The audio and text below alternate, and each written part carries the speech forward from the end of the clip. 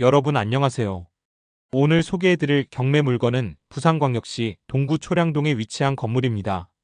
사실 이 물건은 처음부터 영상을 제작할지 말지 꽤 오랜 시간 고민하게 만든 물건이었습니다. 감정가는 20억이 넘고 입지도 상당히 좋지만 한편으로는 임차인 문제와 인수 리스크가 존재하기 때문에 섣불리 이건 무조건 좋은 물건이다라고 말하기에는 조심스러운 면이 있었습니다. 하지만 말입니다. 자료를 하나하나 뜯어보고 실제 인수금액과 예상 수익률 그리고 향후 매각 시 시세 차이까지 고려해본 결과 이건 분석할 가치가 있는 물건이다라는 결론에 도달하게 되었습니다. 그래서 오늘은 막연히 싸다, 감정가보다 낮다 이런 기준이 아니라 실제 수익이 가능한 구조인지 투자금은 얼마나 들어가고 임차인 문제는 어떻게 정리할 수 있는지 그 부분을 하나하나 분석해드리겠습니다. 만약 지금 경매를 준비하고 계신 분들이라면 또는 수익형 부동산에 관심이 있는 실수요자라면 이 영상이 분명히 의미 있는 판단 기준이 되어드릴 수 있을 겁니다. 그럼 지금부터 초량동 중심 상권에 위치한 건물 하나 낙찰받았을 때의 현실적인 시나리오를 함께 살펴보시겠습니다. 참고로 이 정보는 멤버십 회원분들께 먼저 전달되었습니다. 일찍 아는 정보가 낙찰의 확률을 바꿉니다.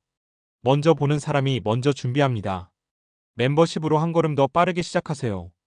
이번에 소개해드릴 경매 물건은 부산지방법원 2024 타경 572호 부산광역시 동구 초량동 232-1번지에 소재한 근린주택입니다. 경매는 2025년 7월 16일 수요일 오전 10시 부산지방법원 본원 경매사계에서 진행됩니다. 감정가는 약 20억 1787만원 그리고 현재 최저입찰가는 약 9억 8875만원 즉 감정가의 약 49% 수준까지 떨어진 3차 매각입니다.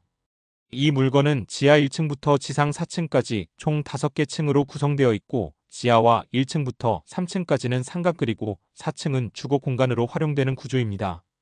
대지 면적은 197.72, 약 59.80평 건물 연면적은 658.292, 약 199.13평에 달합니다.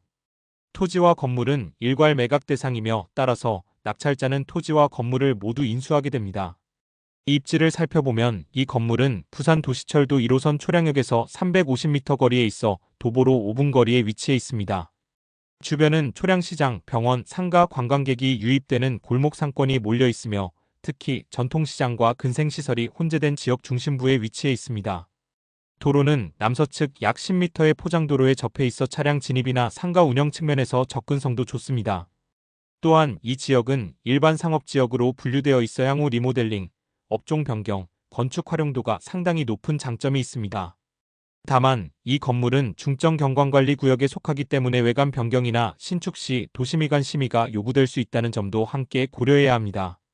결론적으로 이 물건은 단순히 가격만 낮아진 낙찰 물건이 아니라 입지, 건물 구조, 토지 면적 이 세 가지 요소가 모두 일정 수준을 충족하는 사업성 검토가 가능한 물건입니다.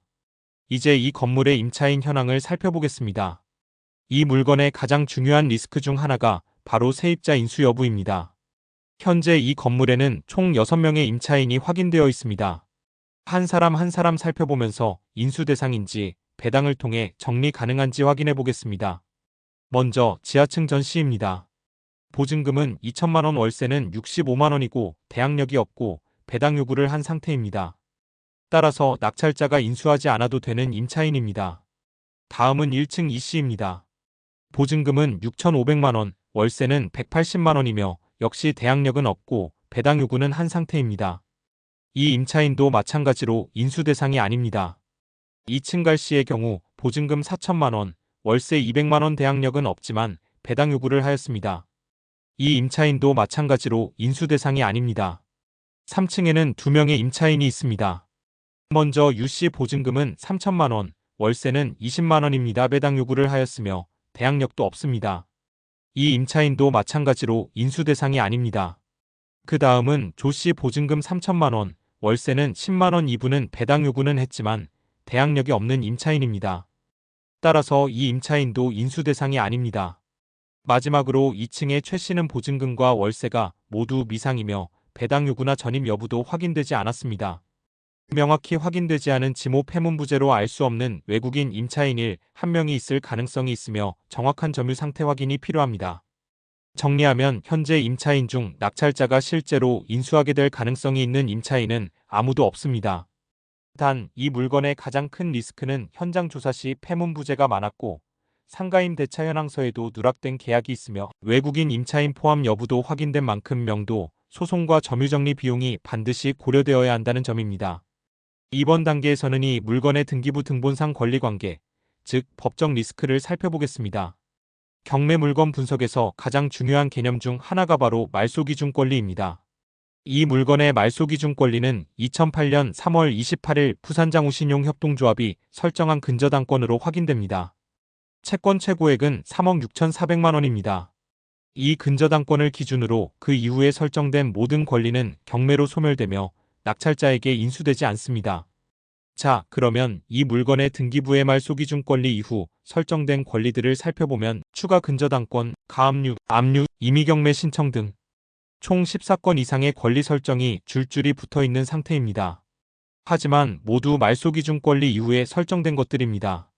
결론적으로 이 물건은 등기부상으로는 매우 깔끔하게 정리될 수 있는 구조이며 소멸되지 않는 권리는 하나도 없다는 점에서 법적인 권리관계는 안정적이다라고 판단할 수 있습니다. 다만 등기부 외 리스크, 즉 점유자 임차인의 인도 문제는 앞서 살펴본 임차인 분석에서 언급했듯이 별도로 고려가 필요한 사항입니다. 다시 말해 법적으로는 깨끗하지만 현실에서는 정리해야 할 일이 남아있는 물건이라는 것입니다. 이제 이 물건을 실제로 낙찰받게 되었을 때 내 돈이 얼마나 들어가고 어떤 구조로 수익이 발생하는지를 가장 현실적인 기준으로 계산해 보겠습니다. 먼저 이 건물을 10억 원에 낙찰받는다고 가정해 보겠습니다. 보통 경락잔금 대출은 낙찰가의 70%, 즉 7억 원까지 가능하기 때문에 나머지 3억 원은 자기 자본으로 준비해야 합니다. 여기에 추가로 들어가는 비용도 있습니다. 취득세 약 4,600만 원, 법무사 비용과 등기 이전비 등 약 300만 원 이렇게 해서 총 자기부담금은 약 3억 4,900만 원입니다. 하지만 중요한 사실이 하나 있습니다. 바로 현재 이 건물에는 이미 입주한 임차인들이 있다는 점입니다. 그리고 이 임차인들 중 일부는 낙찰 이후에도 계속 임차인으로 남아있으며 보증금을 새 낙찰자인 내가 직접 받아야 하는 구조입니다. 즉 그 보증금은 내 돈으로 줄 필요가 없는 자금이고 임대계약을 그대로 이어가면서 나는 보증금만큼의 돈을 확보하게 되는 셈입니다.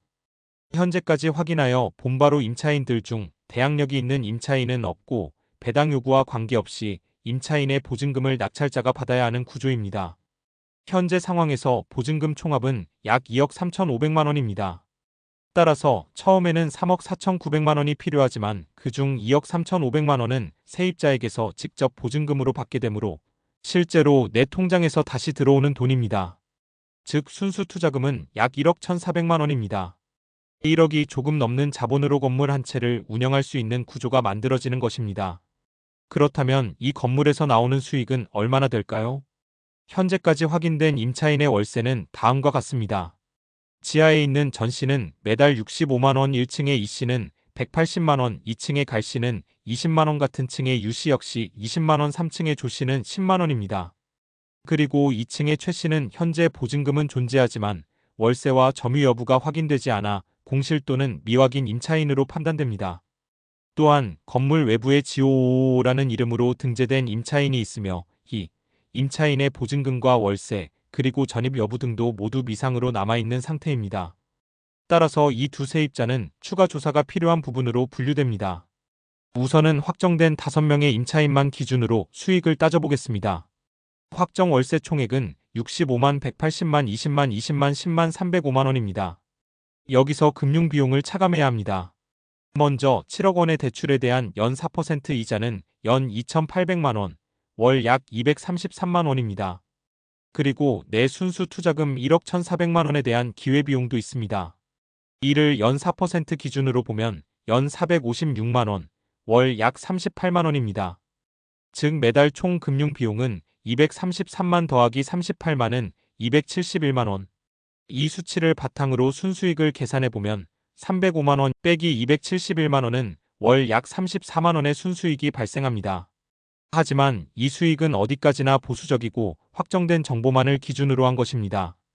현재 확인되지 않은 최 씨의 월세 그리고 지오라는 이름으로 등록된 소유자의 며느리가 등재되어 있는 부분까지 실제 임대 수익으로 전환된다면 추가로 월 80에서 100만 원의 수익이 더해질 가능성도 존재하지만 이것은 어디까지나 추론입니다. 확정적이지 않다는 것입니다. 이처럼 단순히 싸다가 아닌 내 돈이 실제로 얼마나 묶이고 월세 수익이 얼마나 발생하며 리스크는 어디에 있는지를 정확하게 따져보고 판단하는 것이 바로 진짜 부동산 투자입니다. 앞서 살펴본 바와 같이 이 물건은 낙찰가 10억 원에 매입하고 보수적으로 계산을 해도 안정적인 임대 수익을 확보할 수 있는 구조입니다. 그렇다면 이 건물을 2년 이상 보유한 뒤에 적절한 시점에 매각한다고 가정해 보겠습니다. 이 건물의 입지는 부산 동구 초량동 중심 상권 지하철 역세권이자 상업 밀집 지역이며 건물 구조도 상가주거 혼합으로 활용도가 높습니다. 게다가 지상 4층 구조의 대지 면적이 60평에 달하기 때문에 리모델링 및 외관 정비를 통해 가치 상승 여력도 충분합니다. 따라서 시세 차익을 보수적으로 잡더라도 2년 후 매각 시 매매가는 약 18억 원 수준까지는 기대할 수 있습니다. 그렇다면 여기서 발생하는 시세 차익은 18억 빼기 10억은 8억 원. 이 8억 원의 차익에 대해서는 보유자 명의가 개인인지 또는 법인인지에 따라 세금 구조가 완전히 달라집니다. 개인 명의로 보유했을 경우, 개인 명의로 보유한 경우 2년 이상 보유 시에는 장기 보유 특별공제 8%가 적용됩니다.